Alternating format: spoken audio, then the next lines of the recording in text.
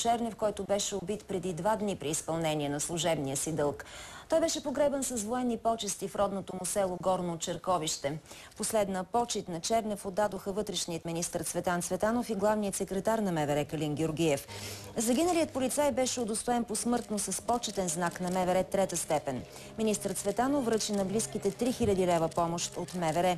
Вдовицата и двете сирачета получиха и 1000 лева от премиера Бойко Борисов и 500 лева от вице-премиера Цветанов, които дариха свои лични средства.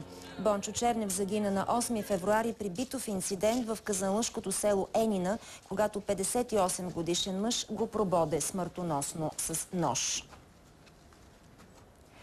След като наскоро полицейските синдикати заплашиха с протести заради лошите условия на труд и изпратиха отворено писмо до премиера Борисов, днес те се срещнаха лично с него. Синдикатите предлагат, след като бъде бюджетът актуализиран през юни, да се подобри материално-техническата база на МВР, но първо на редовите полицейски участъци и на РПУ-тата. Синдикалистите поискаха още приходите от разкрити престъпления да се връщат в Министерството за покупката на патрулки, компютри и други капиталови разходи, а не да се използват за социални придобивки. Полицейския синдикат е настоял също тези суми за подобряване на условията на труд да се инвестират най-напред в материалната база на полицейските участъци и чак след това да се насочват към областните дирекции и самото вътрешно министерство. Всичко това обаче не означавало, че не искат и по-високи заплати. Няма да забравим, че имаме да получаваме, но за момента сме склонни да дадем този кредит на доверие към правителството, че юни месец положението ни поне в материално-техническото осигуряване ще бъде подобрено.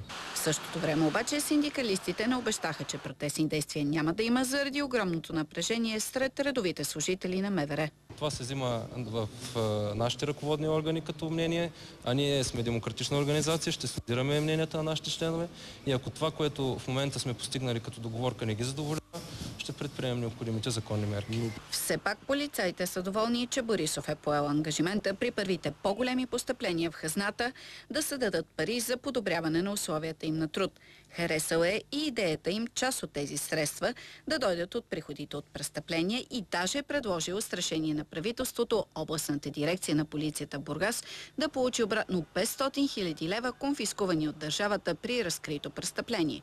Парите ще бъдат заделени за строителството на нова сграда на бургаската полиция.